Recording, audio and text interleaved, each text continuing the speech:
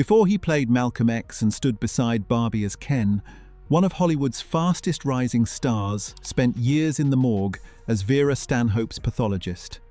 And most of the murders she solved in 14 years never existed in any book. Television invented them, while the woman who created her watched her character walk off the page and keep going. Fact 1. Most cases were never written. Here is a number that surprises even devoted readers. Ann Cleeves has published 11 Vera Stanhope novels. The television series produced more than 50 feature-length cases, which means the overwhelming majority of the murders Vera ever solved, the cases fans remember, quote, and rewatch, exist nowhere on any bookshelf. Television simply outran its source, and did so almost immediately. The novels arrived at the stately pace of a working author. The series consumed stories at the rate of a hungry broadcaster. Within a few years of launch, the adaptations had used up the books, and the show's writers were inventing new Northumberland murders wholesale. They did it with the creator watching. Cleeves stayed close to the series throughout its run, and the screen originals were built to her blueprint, her landscape, her people, her particular conviction that murder grows out of ordinary lives rather than elaborate schemes. The result is a strange and rather wonderful inversion. Most adaptations are a shadow of their books. Vera became the opposite, a television character with a life several times larger than her printed one, whose screen adventures now dwarf the novels that started everything. It puts the series in select company. Midsummer Murders outgrew Caroline Graham's novels the same way, and Shetland outlived Ann Cleeves' other series entirely. But nowhere is the gap wider than here, a detective born in a single book, who went on to solve 5 times more murders than her creator ever wrote. For the audience, the seams never showed. Viewers who came to the series through television, as most did, could not tell an adapted case from an invented one. The voice, the landscape, and the woman at the center stayed so consistent that 50 screen murders feel like one continuous world, whoever first imagined each of them. Fact 2. The accident became an episode. Devoted fans know the origin story. Vera Stanhope was never planned, and barged uninvited into a funeral scene in a novel called The Crow Trap, a book that was supposed to be about 3 women on an environmental survey, not about a detective at all. What far fewer people realize is that this exact story made it to the screen. The Crow Trap was adapted for television early in the show's life, which means the accidental book, the one Vera hijacked from inside, sits in the series alongside all the cases that were written for her on purpose. Watch it with the origin story in mind, and the episode becomes something else entirely. The environmental survey, the remote cottage in the hills, the death that draws Vera in viewers are watching the scene of the accident. The fictional world Vera gatecrashed before anyone, including her author, knew who she was. It is a piece of television archaeology hiding in plain sight.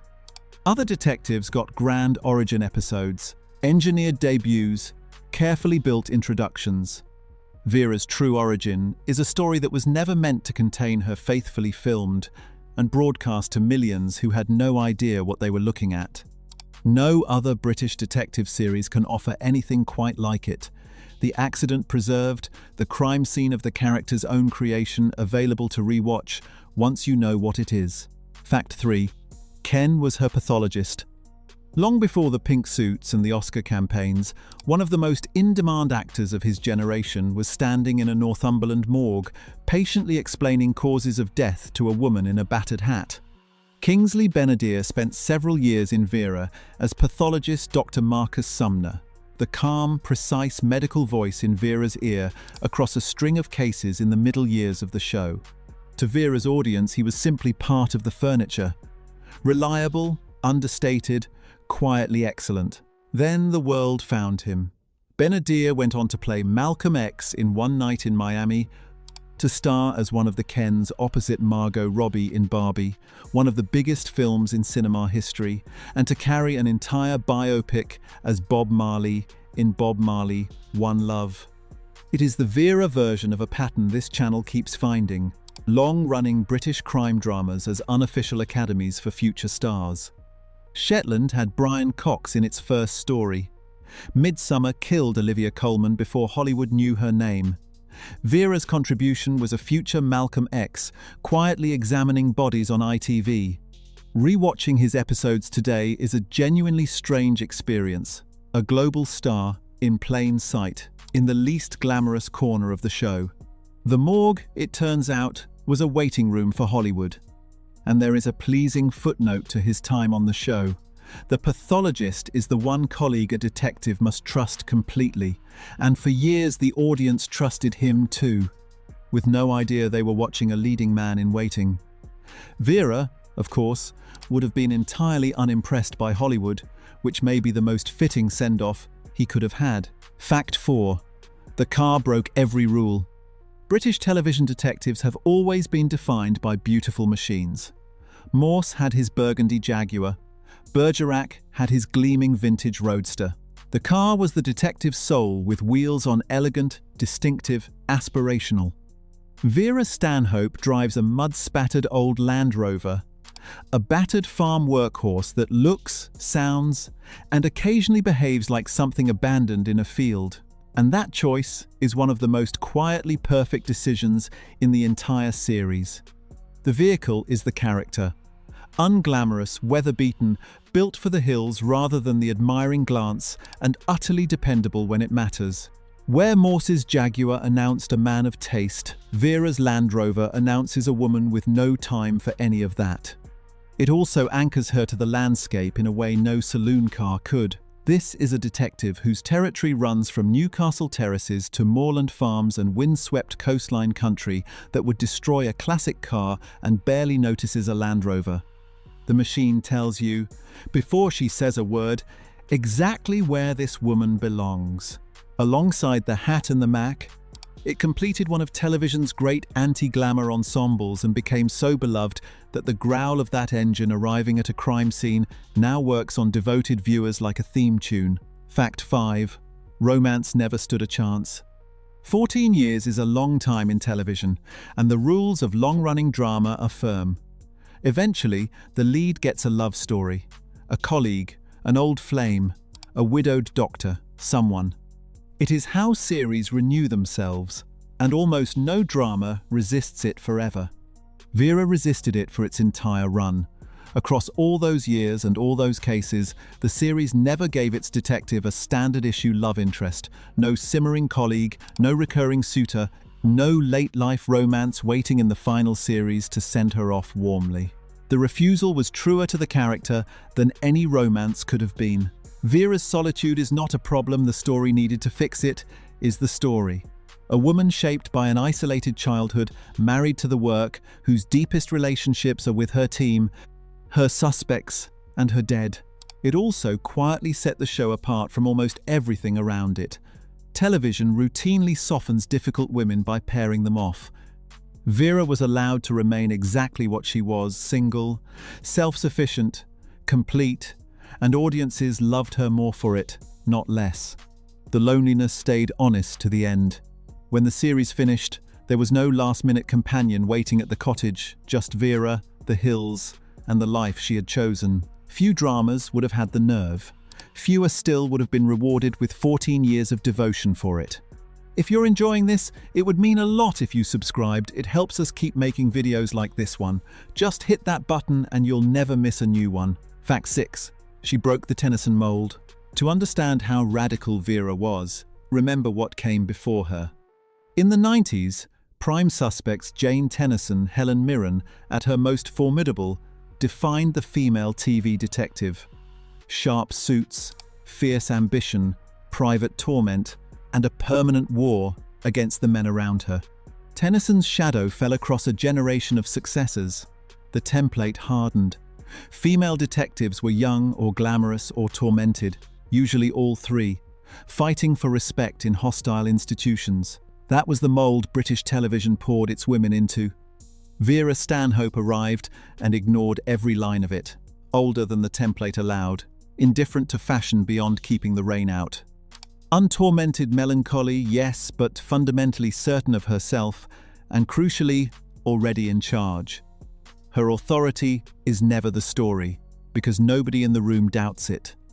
The industry logic said a character like that could not lead a flagship drama.